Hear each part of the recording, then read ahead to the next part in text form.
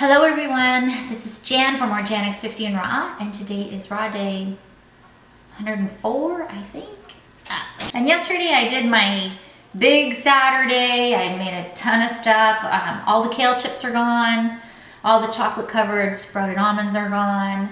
My little patties that I made of the cilantro, they didn't turn out very good, so I don't recommend that. They were a little bit too bitter and they had too much fat in them, so they didn't really get hard. They stayed kind of mushy.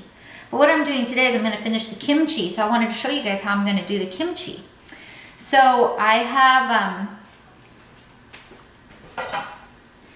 that yesterday at the farmer's market, I bought that big Napa cabbage and I soaked it in this big bowl overnight with some water and salt, and I put a big plate on it to keep the cabbage submerged. So I was left with kind of what looks like wilted cabbage. And so I rinsed it off, and now I'm going to mix it up with the, and it's my kids are walking over there saying, "Mom, did you pass gas?" No, I did not pass gas, but the cabbage did, okay? So what I'm gonna do is I'm gonna mix it up with this package of kimchi mix. And I got this at the grocery store. And it's basically chili pepper, cane sugar, garlic, powder, salt, vinegar, ground ginger, spices, and it has calcium silicate for caking, but I am going to use it. I've never made kimchi before, but you know, I am trying to get all types of fermented foods in my diet, and I happen to like kimchi and actually have been craving it, which is really strange. Now what I'm gonna do that it doesn't say to do on the package is I'm gonna, whoa, I breathed in kimchi powder. I'm gonna put in a scoop of my probiotic. You know what, I think I'll do that last. Whoa, wow. So, wow, I really can't breathe. Okay, warning. Don't breathe too heavily. Your kimchi powder. Okay, I think most of it's settled. So I'm just really mixing it into the Napa cabbage really well. And you know, if I really like this, I could make my own recipe, or maybe you guys know of a good recipe where we can use our own ingredients instead of from a package. If you do, just comment below and let me know your recipe, or maybe a raw YouTuber that has a good recipe. That would be good. And then it says it makes 2 quarts. So now let me just make sure I'm not supposed to add any more water to this. It says mix well. After mixing thoroughly, place cabbage in a large lid, in a large jar with a lid. So I think I'm gonna just sprinkle the probiotic on it right now.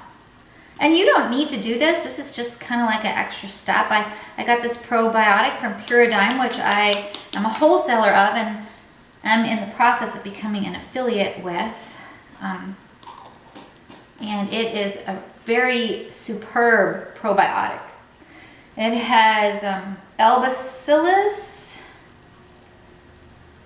It has 12 billion CPU to it, which is really good, and it's shelf stable for 2 years. So anyway, I'm just gonna mix that in here because it'll add a little bit of, I mean, this doesn't need it. It will have probiotic in it anyway from salt and the natural bacteria that's on the cabbage that's good for you.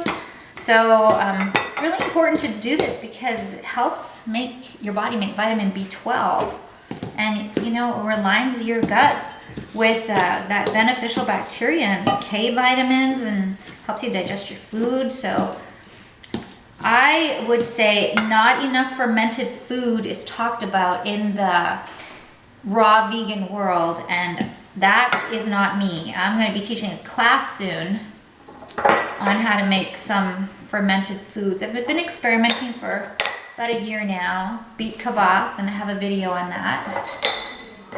And I don't have it perfect by any means, but it's all right. So I'm just gonna stuff my jars with this kimchi.